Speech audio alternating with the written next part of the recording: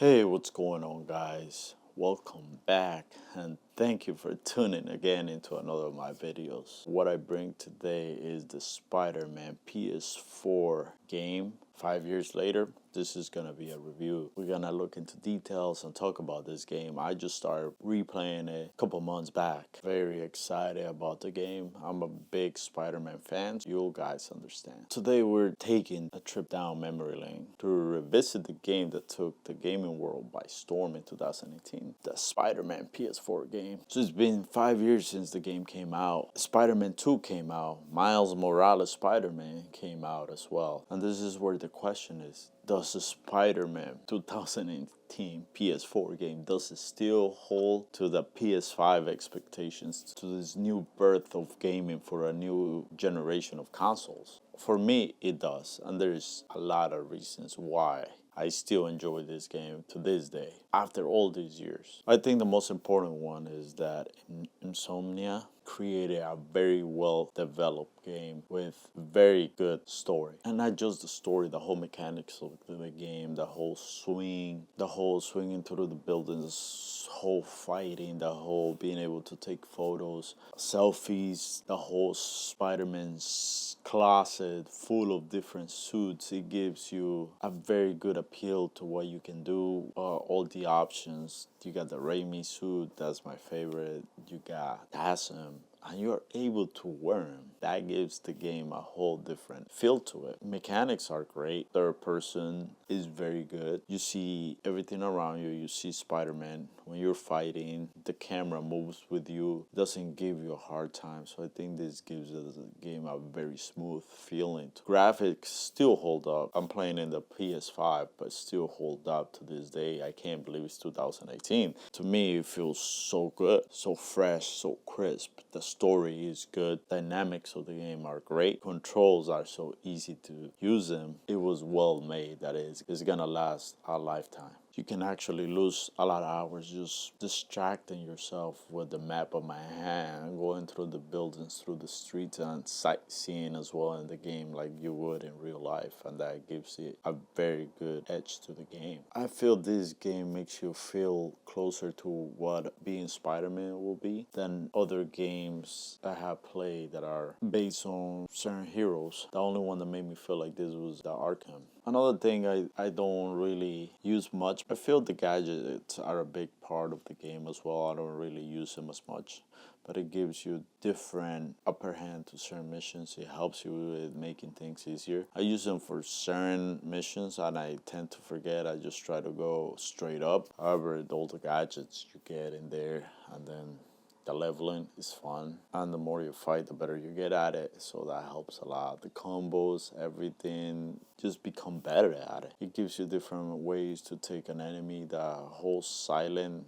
task of trying to get an enemy without other noticing is very challenging as well, and you gotta be patient. That is very rewarding when you get to finish a mission and you accomplish it in the best possibilities that you have in the game. There's different ways of doing things. What I like about this game is that you don't start from the beginning where the spider bites Peter. You're already Spider-Man. You don't have to look back at all that, how Malcolm Ben died or anything. You just go into a little more farther into his future life, and that helps you seeing Peter from different perspectives, seeing how his life is, seeing how being Spider-Man is, that it really affects parts of his life, personal life, work life. That really gives a whole other view to his life. I feel this was written like it was gonna be a movie, a series with so many details to it that you get to experience different parts of being Spider-Man, from the happy smiles, the fun part, to problems of Peter's life, financial, love lives with his family, and even trying to connect with people. And just how a superhero has to deal with everything, the regular day-to-day life that normal people live. So for him, it's everything that a normal people has to go through plus what a hero has to. What I really like is how they bring Mary Jane into this story. She is a journalist. She's into action, hands-on. Makes me feel like Lois from Superman, that she really has develop a skill set similar to Spider-Man without the abilities that he has. She's being very, very adventurous, very brave. She takes risks to find the truth behind anything. And this really gives another perspective. She's just not like a person that stays behind lines. She knows that Peter is Spider-Man. She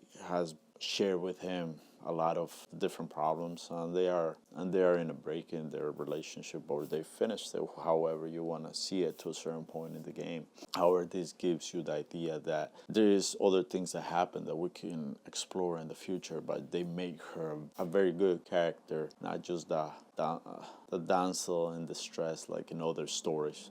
She's actually very skillful. She helped Spider-Man a lot. I like how they introduce Miles in this story, because Miles is very important and he comes in his own game. However, to introduce another character and not taking the whole spotlight from the main character is very difficult. You get to play as Miles in certain parts of the game, and you get to explore his life. You see the tragedy that happens to him that stars shaping his future. They put it as a mission, side mission. Well, it's a main mission, but I take it as a side mission to help you learn and I understand what happens to him. And Miles is very important in this day and age. As I was growing up, I didn't really read comics or anything. I just knew most from animes, from cartoons that were created. However, I really enjoy Miles movies now, and I believe he's really important into building the Spider-Man universe. You see this, that he doesn't take the whole spotlight, but you still get attached to his character because you see everything's happening around him. They build him really well in this game. Now, if we look at the villain stories, I feel they spend a lot of time developing the villains, not just being villains. They create a whole story behind them, a whole purpose, give them their own little world so you can understand them, or maybe not completely understand them, but see why they do things. They spend a lot of time developing a character. So in the game, it makes sense, and it'll be a better story having that. Like in the Avengers Infinity War, you understand Thanos. That's why the movie is such a big hit, because they spend a lot of time showing you Thanos' story, so you will see why he did it, his main goal, what it was. This brings a whole other factor to movies and games. Having this, it makes you attached, makes you care more about every character, and I believe they did really well. They spent time, they just didn't want to rush it. And let's be honest, the game is not perfect like any games. It has a lot of parts that are very repetitive, side missions, other missions. Sometimes you feel you're just doing the same thing over and over and over. However, I feel this game is not about that. It's about the story. The story is what really is worth it. The story is what gets you into the game, what hooks you into the game. And that's the most important part of it. A game without a good story is not gonna keep you going to it. It's not gonna make you remember. It's not gonna have you, oh wow, I remember this, talking to your friends, talking about the great games that you have played through. So I feel this is what makes Spider-Man PS4 such a great game, a memorable game, because of the story, how it was so worked into creating something that was very good, very, very, very memorable to us, the people that play it. And the whole story behind it, like in every movie, we get the story of making the hard choices. Being Spider-Man is not easy.